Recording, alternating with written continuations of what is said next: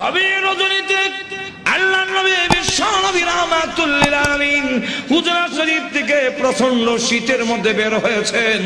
এমনি তাকায়া দেখে একজন বাঁকা হয়ে দাঁড়াইছে, সোজা হয়ে দাঁড়াতে পারে না, কাপড় এইভাবে ধরে রেখেছে। দাঁড়ায় বলেন আসসালাতু ওয়াসসালামু আলাইকা ইয়া রাসূলুল্লাহ। আল্লাহর নবী বলেন, কে রে তুমি এত গভীর রজনীতে আমাকে সালাম দিচ্ছ?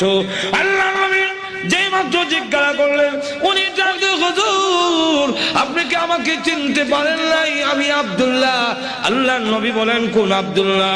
ওগো নবীজি, কিছুদিন আগে ইসলাম ধর্ম গ্রহণ করেছি। আমার নাম ছিল আব্দুল উজ্জা, আমি আপনার নামটা পরিবর্তন করে আব্দুল্লাহ রেখেছেন, আমি সেই আব্দুল্লাহ। বলেন, আমার আব্দুল্লাহ তো ধনী বাপ চাচা, তার বাপ চাচা ধনী ব্যবসায়ী ছেলে, সকাল বিকাল কাপড় পরিবর্তন করে আসতো। আজকে তো দেখা যায় গায়ে কাপড় নাই, একটা কাপড়ের টুকরা পরিধান করা, সোজা হয়ে দাঁড়াতে পারে না, তার লজ্জাস্থান খালি হয়ে যায়, হাত দিয়ে ধরে রাখছে কোন রকমে কাপড়ের টুকরা। আল্লাহর নবী বলেন, আমার আব্দুল্লাহর এই অবস্থা কেন? শীতের মধ্যে টরটর করে কাঁপতেছে, কিন্তু কোনো কথা বলে না, কোনো ডাক দেয় না। নবী গো, অপেক্ষায় বসে আছি, কোন সময় আপনি বের হবেন। আপনার নুরানি চেহারা যদি এক নজর দেখতে পারি, তাহলে আমার অন্তরে আর কোনো দুঃখ থাকবে না। আল্লাহর নবী বলেন, কি হলো তোমার এই অবস্থা কেন? আব্দুল্লাহ, হুজুর আপনার দরবারে কেন আসা যাওয়া করি? আমার চাচা আমাকে বলেছেন বাড়ি ছেড়ে যেতে হবে, আর না হয় মুহাম্মদের দরবার ছেড়ে যেতে হবে। নবী গো, আমি ঘোষণা দিয়েছি, প্রয়োজন বুঝে আপনার বাড়ি কেন তাম পৃথিবী ছেড়ে দিতে পারি, কিন্তু একটি মুহূর্তের জন্য বিশ্ব নবীর দরবার আমি ছাড়তে পারবো না। আপনারা যে আমাকে বাড়ির থেকে বের করে দিয়েছে, বের হওয়ার সময় বললো কাপড় চোপড় গুলো দিয়ে যাও। এগুলো তো আমাদের উদ্দেশ্য হইলো আমি উলঙ্গ হয়ে গেলে এটা যাব না, লজ্জায় তখন করে বসে থাকবো, আপনার দরবারে আসবো না।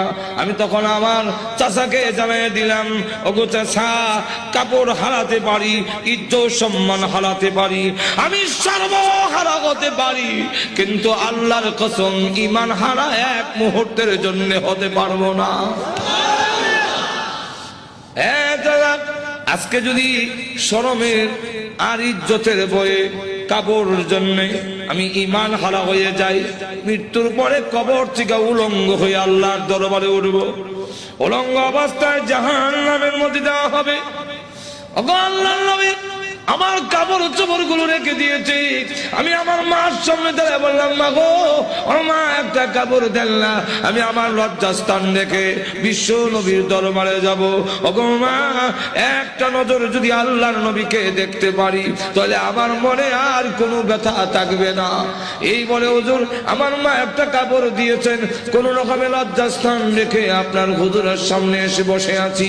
কোন সময় আপনি বের হবেন, আপনার চেহারা মুবারক একটা নজর দেখার জন্য বসে আছি। নবীজি তার করুণ কাহিনী শুনে বিশ্ব নবী পর্যন্ত চোখের পানি রাখতে পারে।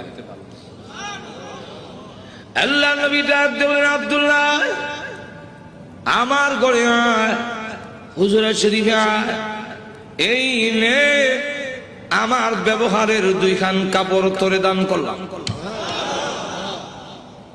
নবীজির দুইখানা কাপড়, ব্যবহারের কাপড়ের দাম আছে না নাই? এরপর থেকে আব্দুল্লাহ যুল বাকাতাইন হয়ে গেল, খালি আব্দুল্লাহ না, এখন টাইটেল লাগছে। আল্লাহ নবী একজন, আব্দুল্লাহ বল, তোর কোন আকাঙ্ক্ষা আছে নি? আব্দুল্লাহ দাদা, হুজুর দুনিয়ার কোন আকাঙ্ক্ষা নাই, আপনার কাছে আমার একটা দরখাস্ত। ওগো নবীজি, আপনি বলেছেন শাহাদাতের মরণ হইলে মরণের কষ্ট হয় না, আপনি বলেছেন শাহাদাতের মরণ হইলে কবর গেলে মুনকার নাকির আসে না, আপনি বলেছেন শহীদ হয়ে মরলে কিয়ামতের মাঠে কোনো হিসাব কিতাব হবে না, বিনা হিসাবে জান্নাতে যাবে। তাই আমার দরখাস্ত, ওগো নবীজি আপনি আল্লাহর কাছে বলুন আমার শাহাদাতের কামনা যেন মহান আল্লাহ কবুল করে নেন। নবীজি দোয়া করে দিলেন, দোয়া রাসূলের দোয়া, হাত উঠাইতে দেরি আর তো যখন কবুল হইতে আল্লাহ নবী বিশ্বনবী রাহমাতুল লিল আলামিন দোয়া করে দিলেন। এখন আব্দুল্লাহর জন্য দোয়া কেমন কবুল হয়ে গেছে। তবুকের যুদ্ধে গেলেন, কিন্তু তবুকের যুদ্ধটা হলো না, ফিরে আসবেন। আব্দুল্লাহ রাস্তার মধ্যে